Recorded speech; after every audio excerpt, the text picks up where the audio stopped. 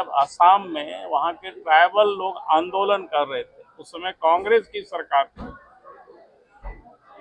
महिलाओं को, जो ट्राइब्स महिला है, उरांव महिला, अभी नाम याद नहीं हो रहा है, अभी आप पूछ लिए थे, नंगे करके दौड़ा दौड़ा करके पीटा गया।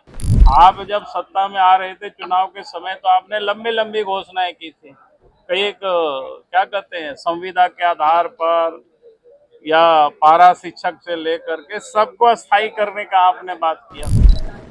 महीनों से वहां काम कर रहे हैं, और जहां जिसकी जरूरतें होती है, जहां जिसको बुलाया जाता है, वहां जाते हैं सारे लोग। हम भी एक दिन गए थे पुरुलिया के एक विधानसभा क्षेत्र में, यात्रा का समापन था, तो उसमें हम गए हुए थे। तो जब जहाँ जरूरत पड़ेगी, जैसा उस समय हम लोग विचार करते हैं, पार्टी विचार करते हैं, जो वहाँ काम में लोग लगे हुए हैं वो लोग तय करते हैं किसको कहाँ जाना है, कब जाना है, नहीं जाना है किसको। कि आप इस बार देखेंगे कि बंगाल में रिजल्ट बढ़िया होगी, और बंगाल में भारतीय जनता पार्टी के नेतृत्व में इस बार सरकार बनेगी। असम फिर से सरकार वहाँ रिपीट होगी, और शेष राज्यों में भी भारतीय जनता पार्टी और गठबंधन मजबूती के साथ उभरेगी, और आश्चर्य नहीं कि तमिलनाडु में भी सरकार बन जाए।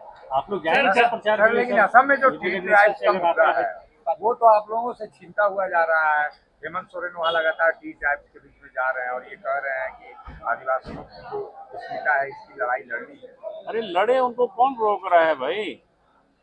मैं कह रहा हूँ, आज जिनके साथ यहाँ सत्ता में बैठे हुए, 10 साल पहले तो उन्हीं लोगों की सरकार थी, लगातार उन कांग्रेस पार्टी की सरकार रही है वहां पर।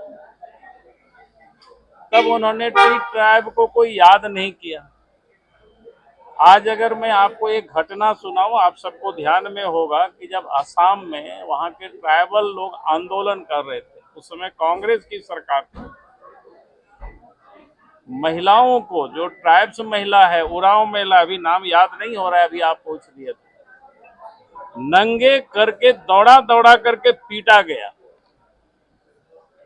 और उस समय भी जेएमएम की कांग्रेस पार्टी के साथ गठबंधन था। आप सबको ध्यान में होगा, शिबू सोरेन ने उस पर क्या बोला था।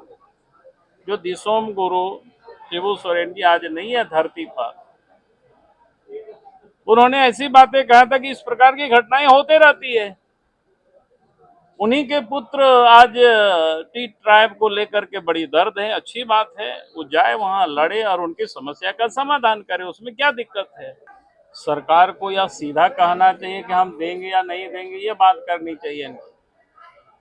और उनके साथ जो समस्या है, आज वो सारे बहनें ही खुद आंदोलनरत है, संघर्ष कर रही है, रोज आवाज उठा रही है। ये बीजेपी बीच में कहां से आई? हम तो जनता की आवाज को ही उठाते हैं कि जनता के बीच में कहीं कोई तकलीफें होती है, दिक्कतें होती है, अगर हमारे पास कोई लाते हैं लोग, तो उसी आवाज को हम लोग सदन में भी उठाते हैं, सदन से बाहर भी हम लोग उस आवाज को उठाते हैं। इसलिए इसका सरकार का कोई उत्तर नहीं है कि सरकार ने पहले नहीं किया। अरे पहले नहीं किया तो आज आपको अवसर मिला, 6 वर्षों से आप सत्ता में हैं। आप जब सत्ता में आ रहे थे चुनाव के समय, तो आपने लंबी लंबी घोषणाएं की थी। कई एक क्या कहते हैं, संविदा के आधार पर या पारा शिक्षक से लेकर के सबको स्थायी करने का आपने बात किया था।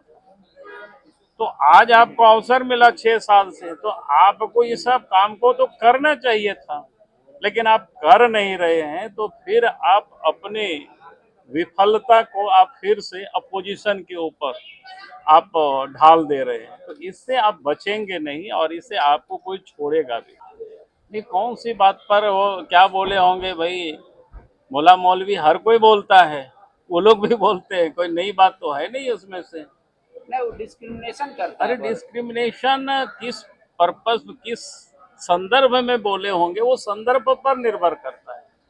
अगर वो संदर्भ आप हमें बताते पूरा डिटेल, तब तो मैं उस पर कुछ बोल सकूंगा। क्योंकि होता है विषय तो संदर्भ पर बोला जाता है, और संदर्भ अगर मेरे सामने नहीं है तो उस पर हम कोई भी नहीं बोल सकते। जैसे उन्होंने एक कानून बना दिया कि हिंदू का जमीन मुसलमान नहीं खरीद पाएगा।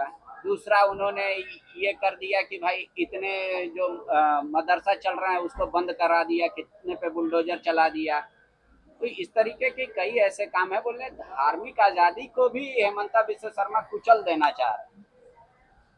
नहीं, मैं कहूँगा कि आज तो पढ़ाई हमें 21वीं सदी की दुनिया में टेक्नोलॉजी का युग, बच्चों को हमें तकनीकी शिक्षा देनी चाहिए, ज्ञान विज्ञान उनको हमें पढ़ानी चाहिए, और बाकी की पढ़ाई लिखाई तो घर द्वार में लोग करते ही हैं उसमें से। तो इसीलिए जो बच्चों को जहां हम 15वीं 16वीं शताब्दी की ओर लोगों को ले जा रहे हैं, तो अगर हेमंत बिश्व शर्मा जी कह रहे हैं कि भैया आप इनको बच्चों को पीछे मत ले जाओ, आगे ले जाना, उनको उचित शिक्षा मिले ताकि वो तरक्की कर सके, दुनिया में विकास के रास्ते में आगे बढ़ सके, तो मैं नहीं समझता हूं कि उन्होंने कोई गलत कर रहा है इसमें।